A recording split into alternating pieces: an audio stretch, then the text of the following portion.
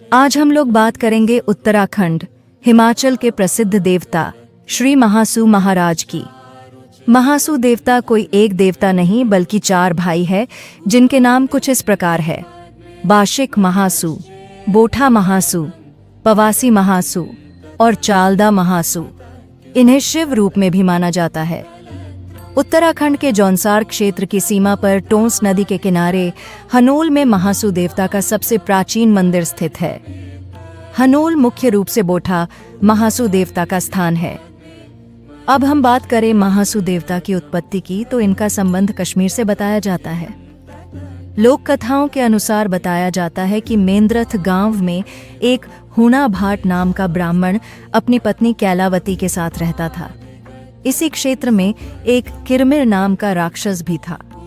बताया जाता है कि इस ब्राह्मण के 6 पुत्रों की बलिदान उस राक्षस को लग चुकी थी और अब उसके आखिरी पुत्र की बलि भी लगने वाली थी, जिस कारण से दोनों पति पत्नी बहुत चिंतित थे।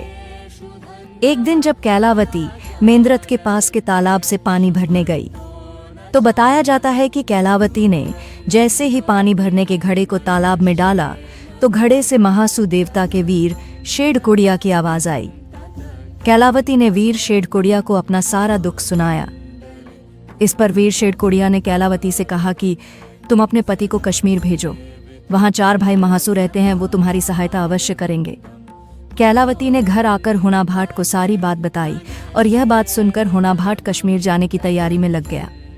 बहुत सी कठिनाइयों के बाद जब हुणा भाट कश्मीर पहुंचते हैं तो वहां पहुंचकर वीर शेडकुड़िया उन्हें बताते हैं कि 4 भाई महासू एक तालाब में रहते हैं। तुम तालाब के किनारे छिपे रहना और जब चारों भाई महासू तालाब से बाहर आएंगे तो तुम चालदा महासू की पालकी को पकड़ लेना। इस पर हुणा भाट ने कहा कि मैं कैसे पहचान पाऊंगा कि चारों में से चालदा महासू कौन है। वीर शेडकुड़िया ने हुणा भाट को बताया कि तालाब से निकलकर 3 पालकी दाईं ओर घूमेगी और एक बाईं ओर। तुम बाईं ओर वाली पालकी को पकड़ लेना, वही चालदा महासू होंगे। बताया जाता है कि इसके उपरांत वीर शेडकुड़िया वापस तालाब में जाते हैं और चारों भाई महासू को जन कल्याण हेतु बाहर आने के लिए मनाते हैं और चारों महासू तालाब से बाहर आने के लिए मान जाते हैं।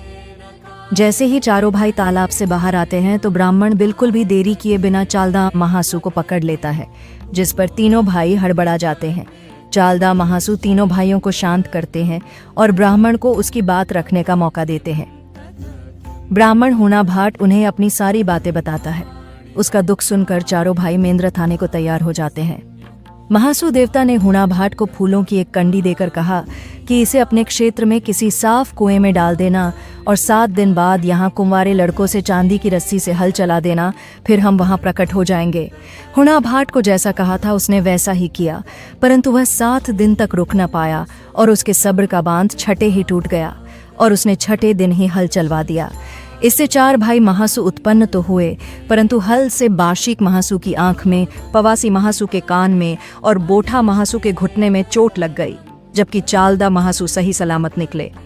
चारों भाइयों के प्रकट होने के बाद न केवल किरमिर राक्षस का वध किया बल्कि पूरे क्षेत्र का कल्याण भी किया। इसके उपरांत चारों भाई महासू ने यही वास किया।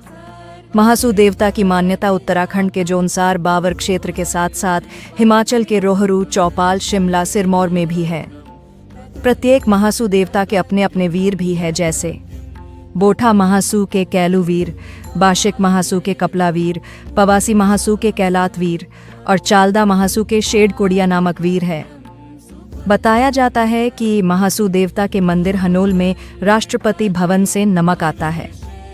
एक कथा के अनुसार बताया जाता है कि महासू का एक चिन्ह टोंस नदी में गिर गया, जो बहते बहते यमुना नदी के साथ दिल्ली पहुंच गया और एक मछुआरे को प्राप्त हुआ। उसने यह दिल्ली के राजा को सौंप दिया और राजा ने इसका प्रयोग नमक रखने के लिए किया, जिससे राजा को दोष लगा। और जब राजा ने अपने पुरोहितों से पूछा तो पुरोहितों ने बताया कि यह महासू देवता का दोष है। राजा ने तुरंत अपने कृत्य के लिए महासू देवता से माफी मांगी और दोष के निवारण के लिए राजा ने हर साल राज दरबार से महासू देवता के मंदिर में नमक भेंट करना शुरू कर दिया। बताया जाता है कि यह प्रथा आज भी राष्ट्रपति भवन द्वारा निभाई जाती है। ऐसे ही और वीडियोस को देखने के लिए हमारे चैनल को सब्सक्राइब करें।